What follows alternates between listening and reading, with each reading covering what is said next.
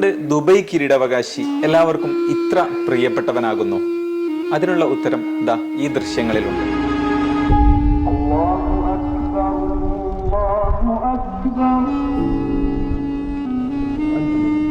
റമദാൻ ആരംഭത്തിൽ അതിർത്തി സുരക്ഷാ ഭടന്മാരുടെ കൂടെ മലമുകളിൽ നോമ്പ് തുറക്കാനെത്തിയ ഇമാറാത്തിന്റെ പ്രതിരോധ മന്ത്രി കൂടിയായ ഷെയ്ഖ് ഹംദാൻ കഴിഞ്ഞ ദിവസം സ്വിഹാനിലെ സൈനിക പരിശീലന കേന്ദ്രത്തിലെത്തി. നാഷണൽ സർവീസ് പ്രോഗ്രാമിലെ യുവ സൈനികരുടെ വ്രതാനുഷ്ഠാന ദിനങ്ങൾ നേരിട്ട് അനുഭവിക്കുകയായിരുന്നു ഈ യുവ ഭരണാധികാരി. സൈനികരോട് കുശലം പറഞ്ഞും പ്രാർത്ഥനയിൽ പങ്കെടുത്തും ഒരുമിച്ച് നോമ്പ് തുറന്നുമാണ് ഷെയ്ഖ് ഹംദാൻ സൈനിക ക്യാമ്പിൽ നിന്ന് വിട പറഞ്ഞത്.